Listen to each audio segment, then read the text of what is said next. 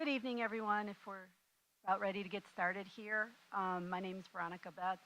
I am the CAC secretary, and I'll be stepping up tonight to lead tonight's meeting and introductions for our forum. We'll call the meeting to order at 7:02 p.m. We're going to go through a brief meeting here with our general agenda and then move into the rest of the meeting. So I want to thank everybody for being here tonight. And I will be introducing our Board of Education Secretary Pro Tem, Shonda Schwartz is going to be here tonight. She was elected to a 4-year term back in 2003, and she is going to be providing a brief overview of the roles and responsibility of the board members. But first, we're going to go through our abbreviated agenda. So is there any public comments before we proceed any further? Okay, if there's no public comments, then we'll move on to an administrative update. And here's Dr. Johnson.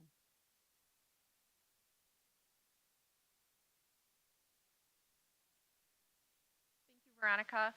I'm thrilled to be here this evening. Thank you all for joining us. I do have a few updates. Of course, you're going to get to meet or be reintroduced to our board members very soon this evening. But we do have Shonda Schwartz, who is here this evening joining us. We also have Melissa Owens, board president, and we also have Dawn Martin and Veronica Noland as well. I also want to welcome some members of our cabinet: Lela Majstorovic, Deputy Superintendent of Instruction, Dr. Latrice Satterwhite, Assistant Superintendent of Equity and Innovation, and Dr. Annette Acevedo, Assistant Superintendent of Schools, also joining us tonight. For updates, registration is now open for the 25-26 school year, so it's open for all families. This includes families with current students and also our incoming kindergartners who are going to be new to U46, and also those who might be joining us from other districts or private schools. Registering early helps make sure that we have as much data and information as possible to make sure that we are staffed appropriately. We have transportation for all of our students, we have schedules, and all of our plans ready to go to start the year. So please help spread the word, encourage families that you know or others who are new and you become acquainted with to start the process by visiting u-46.org/registration. Currently, it is job fair season in U46 as we work to hire for all of our positions for the start of the year. We have a job fair continuing tomorrow, March 14th, right here at the Welcome Center. We do have many part-time and full-time positions available. Opportunities abound, including transportation, plant ops, food and nutrition services, and of course, teaching as well. Again, please encourage others, help spread the word. You can find more information again on our U46 website as well. Also, on behalf of the Educational Foundation, they have just wrapped a very successful scholarship application season, and they are currently reviewing applicants for more than a dozen scholarships for members of the class of 2025. There is an easy way that you can help support the work, and that is next Friday, March 21st. The evening is being recognized as Hispanic Heritage Night at the Windy City Bulls game. The fundraiser is also to support the foundation, and tickets and proceeds will benefit the foundation as well as money raised from an auction of jerseys. This game is unique because the jerseys that the Bulls wear that evening were actually designed by South Elgin High School student Brianna Sanchez. And again, we have a video online. If you log in, you can take a look and get some information. And to purchase those tickets, you can also find that at u-46.org/foundation. Also, our school calendar, a few important reminders. Spring recess is the week of March 31st through April 4th. Students will return to class on April 7th. We also have a Teacher Professional Learning Day scheduled for April 17th and a spring holiday on April 18th. Students will not attend classes on either of those days. Now, I'm almost afraid to read this next item, but Tara's like prompting me. As of today, we've not used any weather-related days, so if that holds true, the last day of classes will be Friday, May 23rd, which is the day before graduation. So we're going to hope that the beautiful weather we've experienced today should hold. Graduation is on Saturday, May 24th at the Now Arena. It is a fabulous day. One of the changes this year is that from the Now Arena, you do have to have actual tickets. You can have as many tickets as you want, but you actually have to have a ticket in your hand to access the ceremony. So our high schools will be communicating more about that. And again, plenty of tickets to be had, but we just have to make sure everybody has a ticket to enter graduation. Finally, this is a very busy time of year, lots of celebrations, lots of events, so please keep an eye out for our U46 Engage newsletter. It goes out every Wednesday night, and we'll continue to have updates about all of the exciting things happening, including adjustments to our U46 boundaries. So thank you all for being here this evening, and we look forward to a great evening.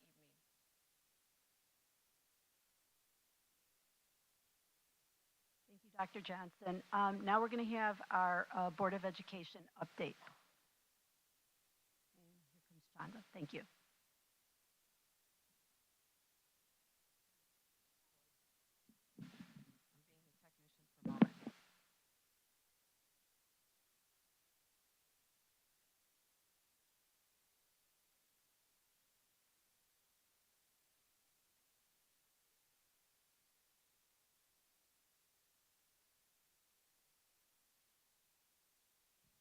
Testing.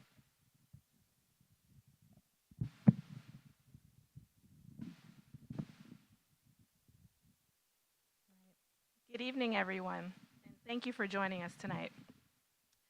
I will give some background on the basics of the Board of Education structure. There are 7 board members who serve on a school board, and they're elected for 4-year terms each. Elections are staggered with 3 seats open this year, and in 2 years from now, we'll have 4 seats open. School board members in this district are elected at large, which means that we do not represent a particular part of the district or a particular town. We represent the entire district. For the last 10 years, our board has had a student board member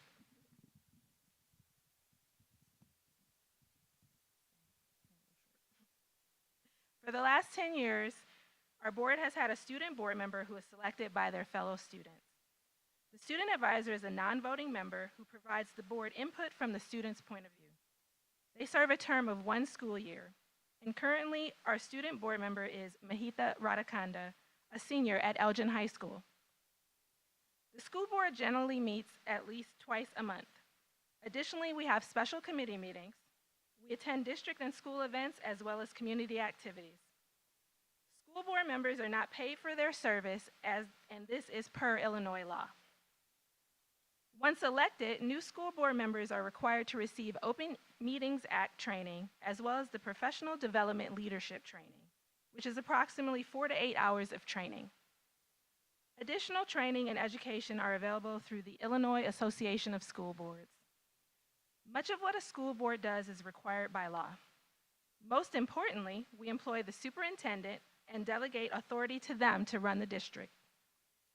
Our role is to guide them through our written board policy, as well as through the strategic plan, which we're currently working on if you've been to some of our meetings, and goals set forth in the superintendent's contract, all available on the district's website. State law holds the school board responsible for policies in the areas of approval of curriculum and textbooks, monitoring the district finances, and adopting an annual budget. We have 6 bargaining units in our district, and we negotiate contracts with them. Additionally, the school board approves any contract or bid over a certain amount. For example, if we're buying buses or repairing buildings, that would have to come to the school boards for approval. The school board meets in either closed or open sessions, as the Open Meeting Act limits what we can discuss in closed sessions. For example, if we go into a closed session to discuss litigation, we cannot have a conversation about something else that might be coming up in an open session. We are limited on what we can discuss in closed sessions. No action can be taken in a closed session. Any item in need of action for a vote needs to be done in open session. For example, we often discuss student disciplinary matters in closed sessions, but if a decision is made to expel the student, that vote needs to happen in an open session without naming the student. The Open Meetings Act also limits interaction among board members outside of an open meeting. A quorum for a school board is 4, so the majority of a quorum is 3 members, which means 3 board members cannot get together for coffee and discuss school board business. That would be a violation of the Open Meetings Act, and the same goes for communication via email. Therefore, most of our business must be done in public, as you see us on Monday nights at our board meetings. All in all, it's a position that is rewarding, demanding, and interesting. And certainly the best part about it is meeting our students, our teachers, and other staff while visiting schools and visiting our communities. And I just want to take the time to congratulate everyone who is running for this term. Thank you.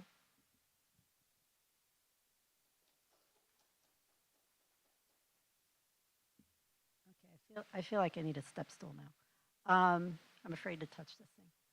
So now we're going to move on to committee updates. We have one update from our Specialized Student Services Committee.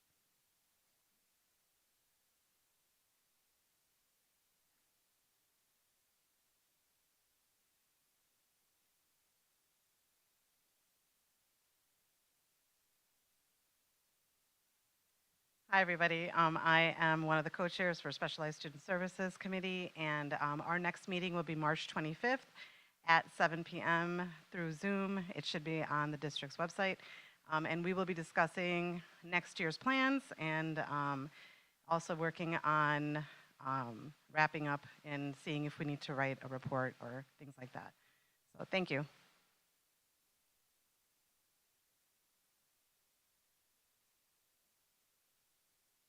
Okay, so as there is no other business, then I will move forward with a motion to adjourn tonight's meeting. Can I have a motion to adjourn? Okay, and can I have a second?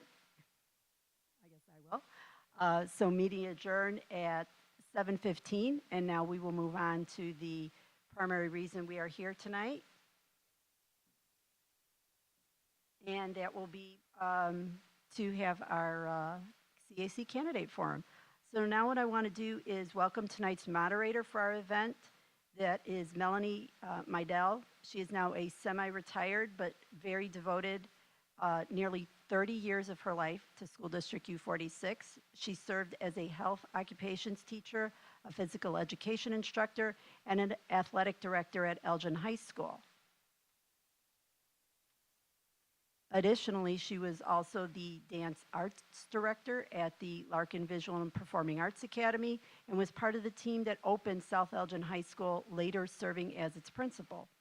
For 6 years, she was the assistant superintendent of human resources, and then, working in special projects role, she launched the Horizons 4U tuition reimbursement program, and it has helped current U46 employees advance their education to better serve the U46 community. Please join me in thanking Ms. Meidel for serving as our moderator tonight.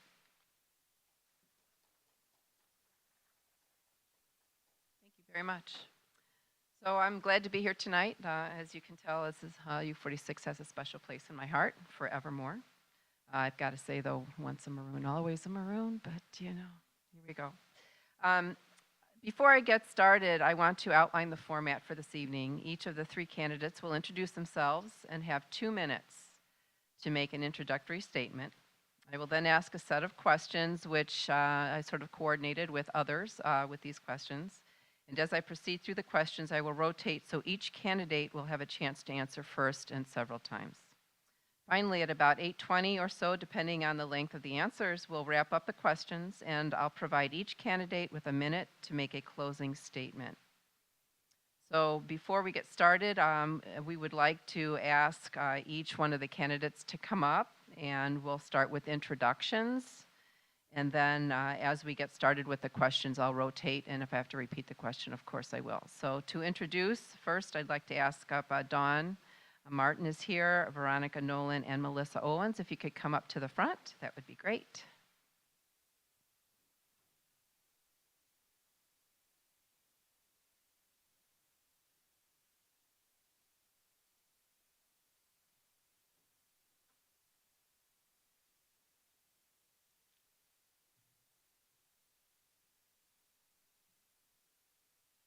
We're going to start with introductions, and we'll start again in alphabetical order. So introduction, welcome to Dawn Martin, and she'll, if she could introduce herself. Good evening. I'm Dawn Martin. I have officially been a Bartlett resident for 23 years. I have 2 students. Both have gone through U46. Technically, one will be done this. I've been on the board since 2021, so I'm finishing up my first term. I have spent all of my children's years while they were in U46 volunteering my time, different PTOs, boosters, when they were in the elementary school, working in the classrooms, all those things. So I've seen the schools at all the different levels and have tried to assist where I can. I am running again, one more time, so I can see through some of the various projects we have going on, like our strategic planning work, all of the massive construction work we have going on, our boundary changes, and then as far as kind of developing more who I am as a board member, then for the next 4 years, my goal is to and work with how to get the state to reduce the number of mandates. Thank you. All right, great, thank you. Next up in alphabetical order is Veronica Nolan. Good evening. Thanks, everyone, for having us here. I am Veronica Nolan, and I am running for re-election. I was first elected to the board in 2013 and have been elected a couple times. So at the moment, I am the longest-serving board member, although there have been others I've had predecessors who've served much longer. But I enjoy being on the board. I came to the board as a frustrated parent. Everybody hears me say that. That was 12 years ago. And really, I have those experiences guide me all the time. I had the experience of having 2 children in the district and making a tough decision to pull one of them out and put them in private school. That was a really hard decision for my husband and I, but it really has framed my thinking ever since. Just to see disparities that exist in my own community blocks apart, really. My 2 children went to school blocks apart from each other, and the disparity was great. And so that always informs my thinking of access to students in the district. That is one of the components of being on the board that I enjoy the most, is really helping parents or knowing that we're doing work that is really providing access to everyone for that opportunity that every student should have, regardless of their parents' means. I have 2 college-age children who came through the district, and I'm quite proud of what they've done and the opportunities that they had here. And those experiences shape who they are, and I want every student to have those same opportunities. I'm also running because I want to continue to serve in this capacity. Being on the board is hard, and there are sometimes when there are moments where it's volatile or you have outside influence coming in and really disrupting things. And one of the, I call it my superpower, is to be polite even in those moments of extreme frustration. So I want to continue because that's where this is my hobby. I say that. If you say, what's your hobby? I love being on the school board. Thank you. And next up, Melissa Owens. Good evening, everyone, and thank you for coming out tonight and hearing from us. My name is Melissa Owens, and I am the current board president. I'm serving my 8th year on the school board. Prior to my election in 2017, I was part of CAC. I co-chaired the Special Education Committee, or Specialized Student Services Committee. I became a vice chair for 1 year and then chaired the entire council for 2 years. My husband and I have raised 3 children through the district. My youngest he graduated in 2022, and he's now a junior in college. My husband and I owned a small business for 23 years, and at the present time, I am working in nonprofit management. U46 is a very different district than it was when I first ran in 2017. In 2017, the district was deeply, deeply underfunded. We had just gone through 5 years of prorated general state aid, which was a deficit of about $48 million, which obviously that played into every single decision that we had to have or that we made at the board table. Anything that we talked about, any need in the district, necessarily came back to that lack of funding. And that's the reason why the district and many board members at the time had advocated very strongly for the district, or I'm sorry, for the state to change their federal state funding formula. Fast forward to now, where we have a much more equitable system of funding in this district, and through the very careful stewardship of funding at the board and with the administration, this district is in a much better spot. We are deeply into the process of our facilities plan, where we are working through constructing new buildings, making renovations to some of our older facilities. Got a brand new middle school opening up in less than 6 months, which is very exciting. And we're also into the process of creating a comprehensive and dynamic strategic plan, which is very deeply rooted in equity and in community engagement, and we're going to be able to use that to drive our students forward. Some of those things were just, daydreams back in 2017, and it's been such an honor to be able to work on those initiatives and to be at the place that we are today, and I look forward to continuing that work. Thank you. Thank you for those introductions. So as we move forward with the questions there, we do have a timer, so you will notice in the front seat, if you find that you're getting long-winded, she will sort of put up a little sign so we can move along. So we'll get started with our questions. We're going to start with the order for the questions for this first one will be Dawn, Veronica, and Melissa. So we'll start with Dawn. Like many school districts across the country, U46 is seeing declines in student enrollment. Are there areas where the district needs to cut costs and consolidate services? Oh, yes. It's a nationwide phenomenon that between the birth rate, that's the biggest part of student enrollment decline. Yes, some students have private school, but birth rate is the bulk of it. As a district, we are already starting to address that. We are redoing our boundaries this year. We are closing schools as needed to not just cut costs because, the more buildings cost money, but also to get students into nicer facilities. Nicer facilities have lower maintenance costs. They're more efficient. They provide a better environment. So that's one way we're looking at the decline is the boundary work.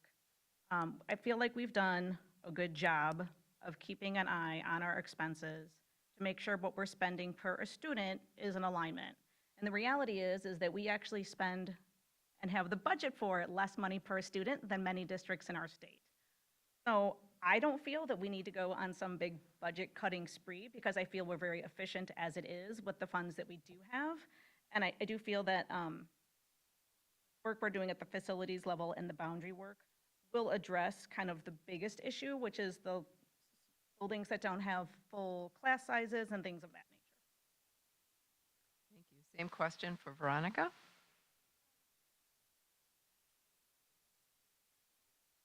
In addition to those items that Dawn mentioned, in other ways, we are also looking at costs. One other one that wasn't mentioned was, we're looking at those properties that aren't being used and selling some of those properties. We've already moved forward on a couple of them, and that's something we're continuously looking at as we right-size the district, and you hear that phrase a lot, and that's exactly what we're doing, is right-sizing it and getting rid of properties in areas where we don't have the enrollment. And also, to answer your question about if we need to be cutting costs, we weren't at adequacy. We still are not at adequacy. So I reject a little bit of that in that, the funding model now provides more funding that our students desperately need. So cutting services is probably the last thing I ever will want to vote for, unless I absolutely have to vote for that, but it isn't top of mind. I just want to make that clear. And Melissa? And I would agree with what my two colleagues have said. One thing that I'll add is that years ago, and especially when I first started volunteering in the district and came on the board, many of our schools were overcrowded. We had, fortunately, people don't move just, to areas where there might be a vacancy in the school. We can't dictate how people move about the district, right? And so we had some schools that were underutilized, but we had a lot of schools that were at or above capacity. And so as enrollment has come down, we've been able to not just right-size the enrollment per building, but right-size the enrollment per classroom, so that the size of our classrooms are much more in line with what you would see at the state average. They were sometimes 5, 6, 7, 8 kids more per classroom than what the state average was. And especially at those younger grades, that's not ideal. And so I think it's been a big benefit to our students to be able to bring some of those class sizes down while we also do the work of right-sizing the capacity in our buildings and making sure that we are continuing to run efficiently with the number of buildings that we have. Thank you. This next question, first for Veronica, and then Melissa, and then Dawn. The U46 facilities, the Unite planning process began more than 3 years ago. The passage of a $180 million bond proposal in the spring of 2023 has allowed U46 to make plans to build new schools and launch major renovations on several others. What piece of this work do you find most exciting, or alternately, what piece do you think will be the greatest challenge? Answer both. Yes. So the most exciting, obviously, in my opinion, is really providing students with these modern buildings, especially in areas of the district that have not had that. We have some buildings that, frankly, I was surprised how much they were out of alignment compared to our other buildings. So the most exciting really is to be providing that opportunity for our students to have this environment to learn in that every student really deserves. So that's the most exciting part. The challenging part really is the upset of the community. The unknown is upsetting to parents, and so when they have to deal with boundary changes, it's dramatic, and I understand that. And so that's the part that's hard, is trying to help parents understand why we make the decisions we make. Making that decision is difficult, but then, having to help parents come on board and really show the positive aspects for their students and really model that for everyone. Thank you. And Melissa? It's hard to come up with something different than that because, yeah, opening brand new buildings and making major renovations to our older areas in the district is certainly something that's incredibly exciting, especially since we've waited so long to do that. I will add that adding or being able to move towards the true middle school model and the level of excitement, and we just had a proposal brought to the school board on Monday on some work that the middle school principals will be doing in learning endeavors to bring that middle school model to life in their schools. And just seeing the excitement of them as they progress along this work, being able to have sixth graders that can go into classrooms that are new, they're renovated, they have access now to, or they will have access to hands-on experiential labs, they'll have access to intramural sports by being in middle school. I'm talking about the sixth graders. That's something that I think is really exciting, and it really speaks to, that was a vision that we had at the board level back in 2017, 2018 when I first came on the board. So it's exciting to see that progress. I think the challenge, and I'll agree with Veronica, that boundary decisions are always a challenge. It's been a long time since we've undergone boundary changes, and there's a lot of right sizing that needs to be done, and that's a difficult prospect for a lot of parents. And we understand that. So that's a challenge that we're still working through. Thank you. And Dawn? I'm a big old engineering nerd, so once upon a time I worked in construction. So for me, it is insanely exciting to be going through the buildings and seeing the renovations and seeing the additions, seeing the work in progress, and being able to be a part of all these RFPs that are coming forward, and knowing the benefit of modern construction and the kind of environment that is going to give our students. I've been able to geek out on the whole process. It is a ton of fun for me personally. I agree that boundaries are probably the biggest challenge. It's not just working with our families to understand the process. It is going to be the rollout of the couple of years it's going to take to actually make all the changes to our boundaries, since we're not opening all the schools at once and we're not making all these changes at the same time. So we have, kids going in temporary schools, we'll have some transportation issues, we have making sure families understand where their kids are each year. So I think the package as a whole is a big challenge, and it's on us to make sure we continue to communicate with the families and that we're listening to our staff to make sure that everyone is on the same page and understands the plan and the ultimate goal. Thank you. Next question, first up will be Melissa. Alongside the facilities work, U46 is nearing the end stages of shifting attendance boundaries for the elementary and middle schools, which you have all mentioned. What would you say to a family who will need to change schools and might not be pleased with the change? Yeah, I'll share just a really brief story. When my stepdaughter was in middle school, when her 9th grade year going into high school was the year that Bartlett High School was opening, and she was part of a very small group of students that did not get to go to Bartlett High School. She remained at the previous school, which was Streamwood High School. And it wasn't the disappointment of it being Streamwood versus Bartlett. It's the, the concern of breaking a student away from the support that she had with her peers at her middle school.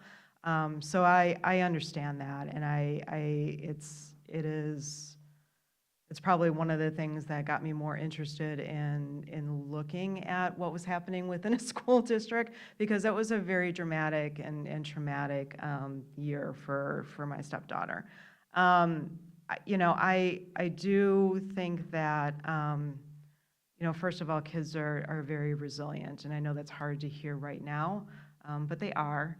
And we've had a lot of conversations at the board level and with administration about what principals can do, what PTOs can do, what booster clubs can do, what the school community itself can do to help welcome these students, because we know it's going to be a challenge for some students to make these changes, especially if they had prior experience with a different school. And so working with those communities, and I think that all of us at the leadership level is willing and hopeful that we can provide that support that helps those communities kind of build and welcome in their new students. Thank you. And Dawn? As part of the process, several of us board members have been to the various meetings that the district has done. So we have most definitely already been talking to and giving advice to some of the parents that are questioning our decisions and have concerns. As part of that process, we've been kind of referring them to sources, listening to the changes that they're seeing on paper that may or may not make sense for where they live. We're continuing as board members to talk to our administration about what the final draft or the boundaries are going to look like, and make sure that we're really taking into account different sections of the different neighborhoods and how the changes are going to affect the dynamic of the communities they're in. I feel like myself as a board member, and others, but we appreciate the communities that are part of our district and how they might want to travel together through schools.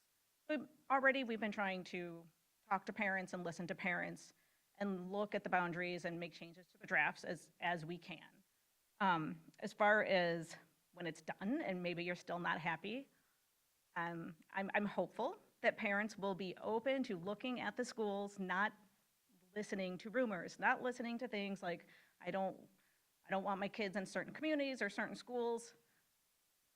As a school board, as a school district, we work hard to support all of our schools and make sure all of our students and all of our schools So I am asking our parents to give it a chance, to go into the new schools with, positive thoughts for their children and volunteer if needed. If you have questions, you have concerns, talk to the new schools when you're there. But we're not making changes in order to um, quote unquote hurt students or put students in positions where they're not going to succeed. All the moves we're making are in an effort to better the district and the conditions our students are learning. Thank you. And Veronica? Agree with what my fellow board members have said. I made a few notes as along the way and ticked off those that they already said. But I do understand, so your question was, what would I say to a parent? And I have experienced that really extreme reaction from my own student when changing schools. It isn't easy, and I've experienced complete meltdown for over 24 hours in years past. And so I get how emotional it can be, but I also know that our students are looking to us, the parents, to help them get through that. So I'm going to ask those parents to model that behavior, like Dawn said, that positive behavior. Once you get through the upset and then the explanation, then comes the opportunity for those parents to shine and model that experience for their student, know that there's a welcoming team for them at their new school, and become a partner with that new school, because that's what our students need from us as parents. So I'm going to always counsel parents in that way, because it is the best thing we can do for our students. They're going to have a great experience once they get through the change. Change is hard, but they're going to get through it and they're going to do great. So that's what I would tell parents. Thank you very much. We have 3 questions. This next one will be for Dawn first. Governor Pritzker has proposed a classroom cell phone ban in schools across Illinois. His legislation would require all public school districts in Illinois to adopt a wireless communication device policy that limits the use of personal devices during class instruction time. What do you think of his proposal? Dawn. It'll go Dawn, Veronica, and then Melissa. So I'm aware of the state level look at a cell phone ban. I know within our district, we are trying out the ideas of various ways of doing a cell phone ban within our schools.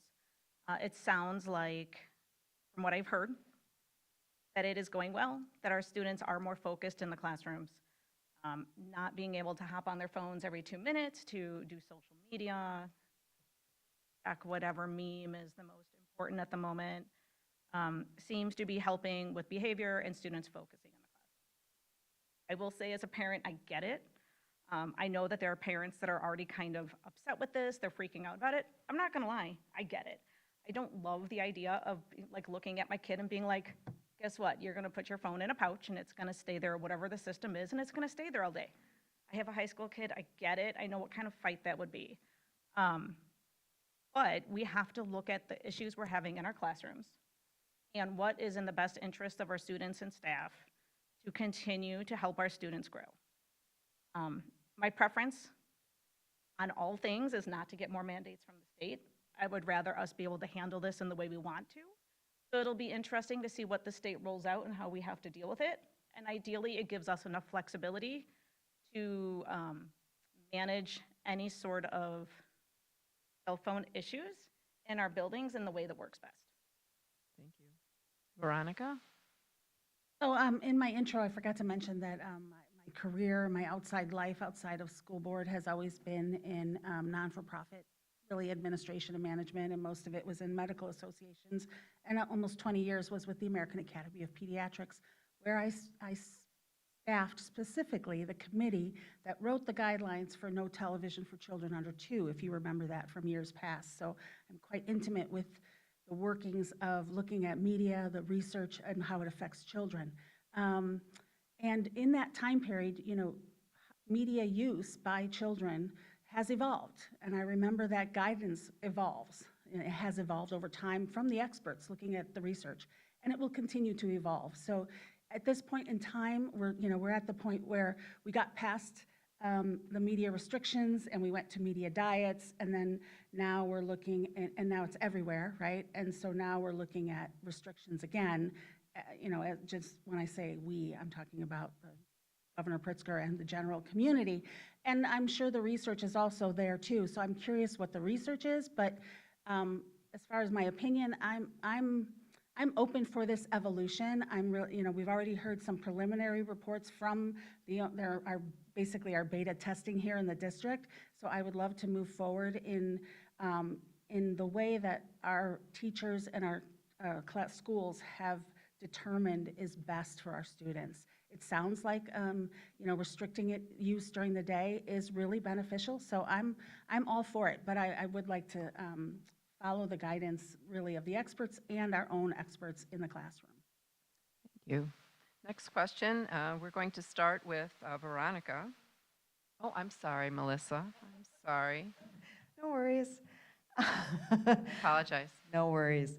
So I really appreciate the session that CAC had last month on cell phone usage and the presentation that was made by Mark Spicone at Larson Middle School and Paige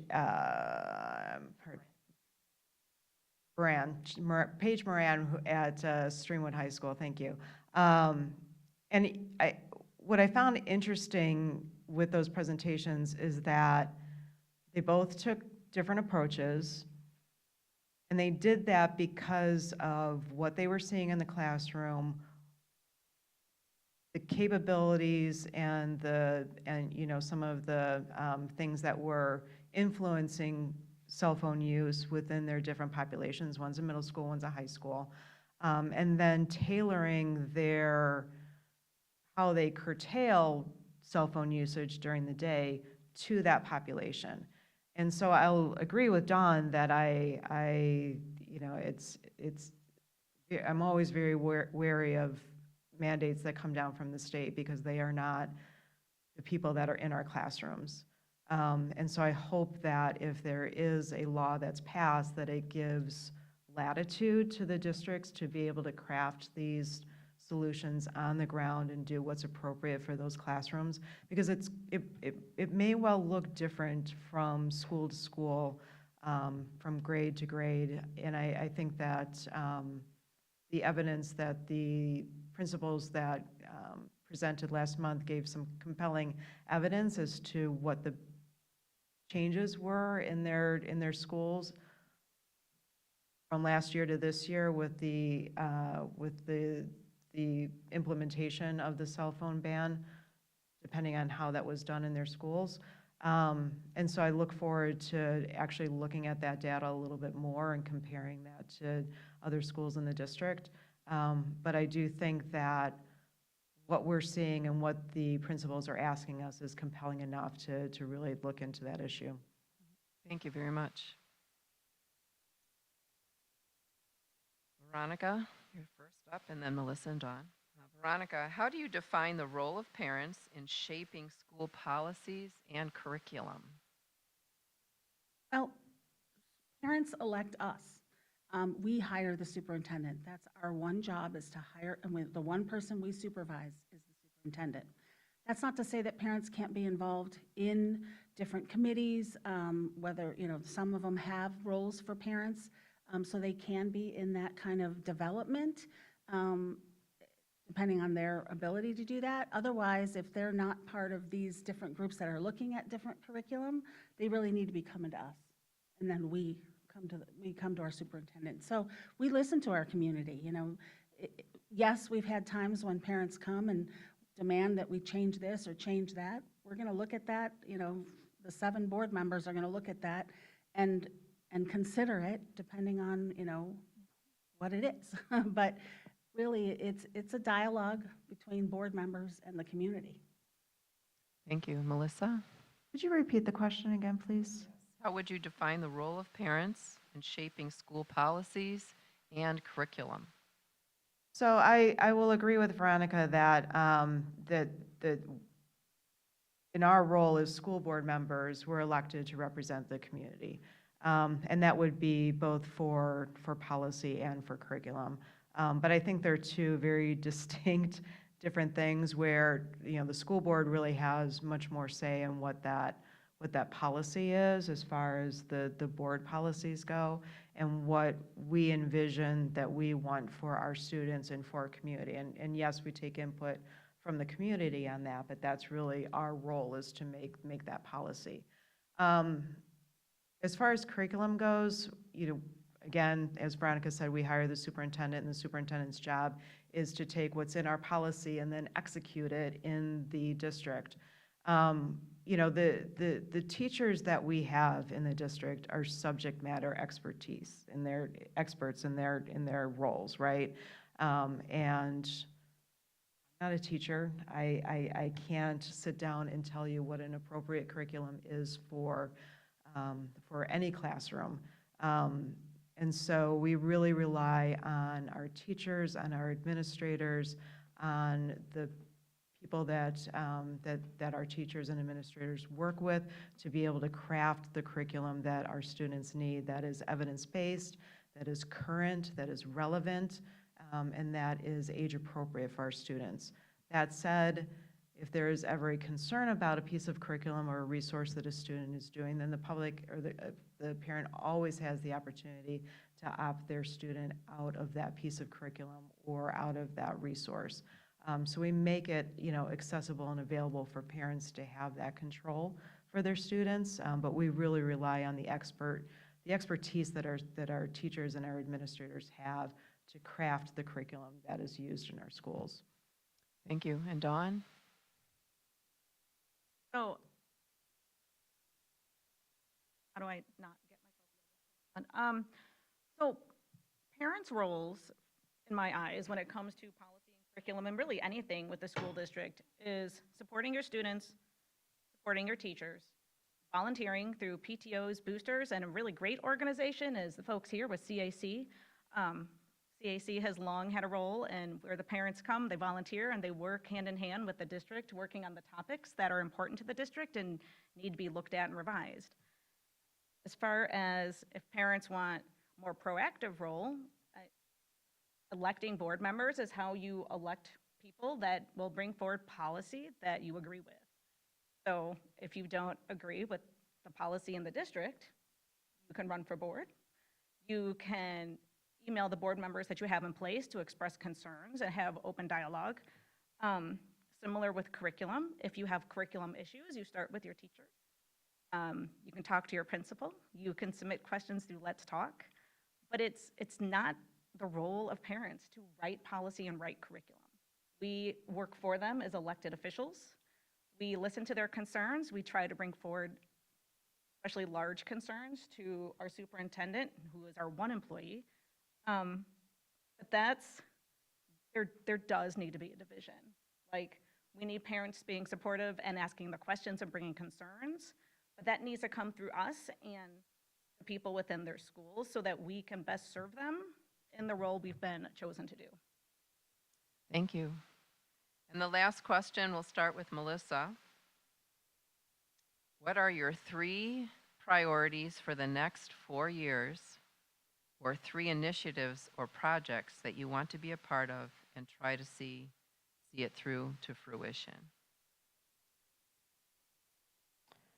3 priorities or projects. So I think the first thing that I'm really looking at forward to finalizing is the strategic plan. I've been able to and have been fortunate enough to sit down and hear a lot of the discussions that have happened between our alignment team, which is made up of community members and businesses and organizations across the district, but also with our instructional team, and listening to those conversations and the depth and the breadth of the topics and the subjects that they are talking about, and the things that are being, the language that is being crafted into this plan is really quite extraordinary. And I look forward to getting into the next phase of looking at the goals and looking at the actual implementation, and quite frankly, having a dashboard available for parents, because it's been a long time since we've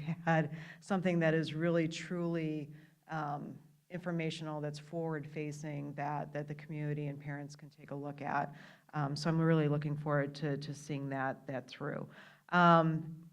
Another thing that I'm looking forward to seeing expand in the district is some of the work that CTE programs are doing in conjunction with the Alignment for Education, especially in terms of working in things like internships and job shadowing and career programming, and being able to utilize and leverage the resources that we have in our very vast community for the benefit of our students. I think that's pretty awesome. And the third thing, I think, I'm really looking forward to, I'm really looking forward to seeing how this middle school model plays out. I think that, and again, this is something that board members have spoken about a very long time.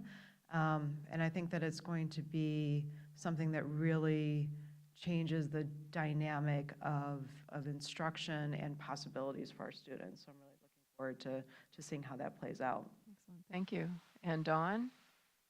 So I would say the first big thing, and it's one of the reasons I'm running again, is seeing through the majority or the remainder of our facility work. Ideally, we get that majority of it wrapped up in the next 4 years. And I mean, and that's everything from the new buildings to seeing how the new boundaries work, seeing families happy when their students are walking into facilities that have real science labs and huge new gyms and just more options for the students. So the facility work as a whole, I'm very excited about. One of the items I want to get more involved in as a priority my next 4 years is working with our legislature on reducing the amount of mandates. So for anyone who follows, we have several hundred mandates that we have to follow as a school district. Majority of them are unfunded, and the state continues to issue mandates that overlap with existing mandates that make it really hard for us to continue to give students choice and to just educate them, as we have to follow the 8 million things that they keep suggesting that we need to do. So I plan to get more involved in that and see about if there's ways for the state to start to roll back and sunset some of the mandates. And I would say my final priority, which has kind of been one for my first 4 years also, is just continuing to make sure that our students have options and choices to do what they need to do and learn what they need to learn in all of our buildings. And that's, everything from access to books and materials in their classrooms that'll help them learn the best, activities, sports, rolling out these types of options in our middle school, especially as we roll up 6th into the 8th, and 6th graders having more options of things that they can do, activities after school. And I think this is even more necessary now as we're starting to see changes at the federal level, is just making sure that our students are still supported and have the choices and the options they need to succeed. Thank you. Veronica? So a couple of the items are ones mentioned. The strategic plan is one. This is the second strategic plan I am a part of, and it is exciting. It's exciting to see the work that's coming, and so that's one of the initiatives. The other is, Melissa mentioned a little bit, our CTE programming, and dual credit, and how we are evolving our offerings with our community, and preparing our students for what's coming, everything that's coming, and how they're going to have their careers that are evolving, things we don't even know about yet, right? We're preparing these students for work that isn't even here yet, and that's exciting. So I look forward to the continued work that we're doing there. But third and most important to me is really hits home. It's really not a project. It's really my mantra of protecting students. I worry for our students. I've been here during a time when our students were under attack, during cultural wars, where a lot of money came in, people came from the outside. I worry about that right now. I worry about that in regard to what's happening currently at the federal level, what mandates might be happening, how it might embolden people. I think about our students, the transgender students who are not being recognized, and I want them to feel safe. And so my most important job here is to make sure that I'm one of 7 people, that we make sure we are providing our students this opportunity to learn where they feel safe. Also, our students who have IEPs, right now the Department of Education was just cut in half. The Office of Civil Rights was just eliminated in Chicago. I don't know what that means for our students. I don't think anyone really does yet. So part of my role here is I have to be here to help make sure that we stay the course that we are already on in providing these students this environment and the opportunity to be who they are and to succeed and grow without any of that disruption coming to them. So to me, that's extremely important. And I want to make sure that, I have fellow board members who feel as passionately as I do. That's a major endeavor of mine. Thank you. So that concludes our questioning this evening. Now we'd like to take a moment or a little bit more for a closing statement. We'll start with Dawn, then we'll go to Veronica and then Melissa. So thank you to those who came tonight, those that'll watch now, watch later. I'm just going to acknowledge this is an odd election. The 3 of us are running. We're running out of unopposed. So that, it's just an odd situation in and of itself. Personally, I do not take that to mean that everyone is happy with us or that they love that we're the ones that are going to be doing this again. That is not how I view this.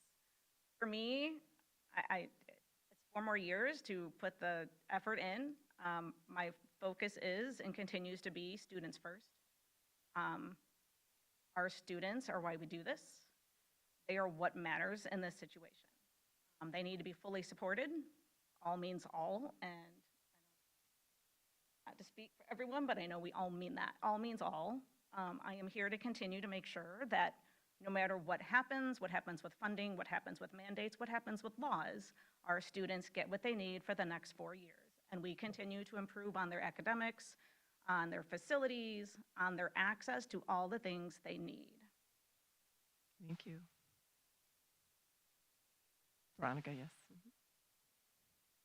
I want to thank everyone who's here tonight and for putting this on. I deeply appreciate the voters voting for me, and I realize this is a strange election, but this is going to be my 4th election, and I'm really proud of this board and how it's evolved and this district, and I want to continue to serve in this capacity. I especially appreciate being an advocate for parents, and usually that's helping parents navigate, and I really enjoy doing that. It's an honor to be here, and so I'm grateful for parents trusting us and the community trusting us. I also appreciate all the employees that work in this district and that, our policies affect them. So we don't forget that, and I appreciate the work they do every day to come to work. So I'm grateful to be in this role. So I appreciate everyone's vote, and even those that, may not agree with me, I welcome the conversation.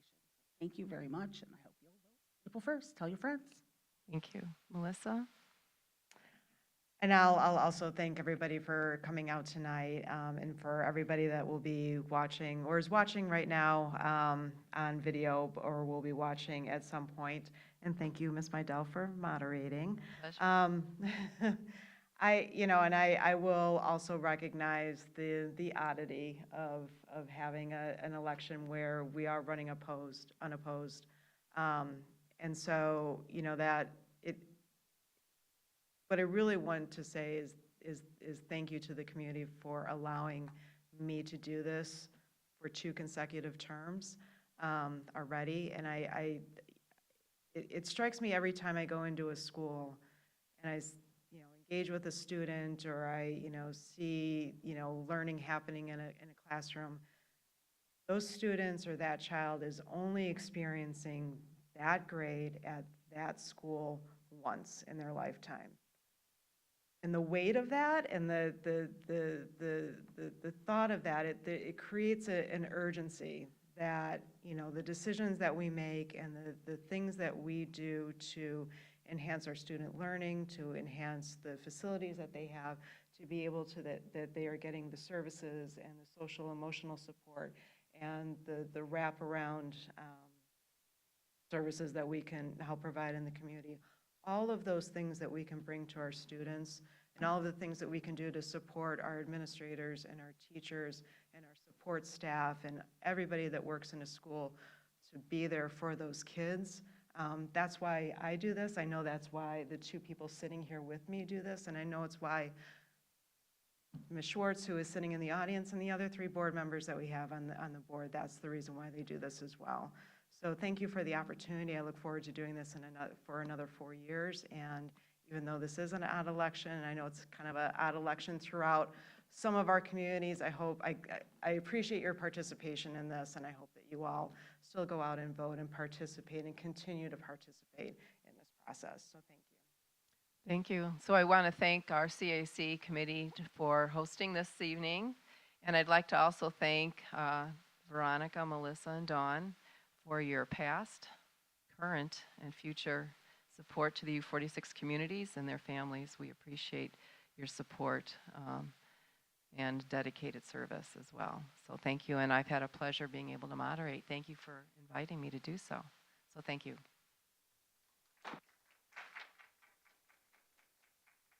So just to wrap everything up, thank you again, Ms. Mydell, for moderating. Thank you all the board members for joining us and your wonderful answers to all these questions. Thank you everybody for watching or being present in the room. And just a few reminders is our upcoming CAC meetings will be April 10th. Our topic will be on the U46 strategic plan update.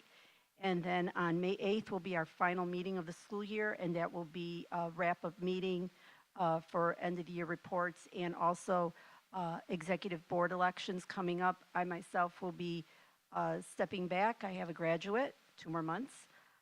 My last one coming through U46. So if anyone is interested, CAC is a wonderful place to be and get involved, and you learn so much. So please come out and join us. And then finally, early voting does start this Monday, March 17th. If you are not already registered to vote, please get registered. The general election in person is on Tuesday, April 1st. Democracy is not a spectator sport. Please get out there, get involved, and vote. Thank you and good night.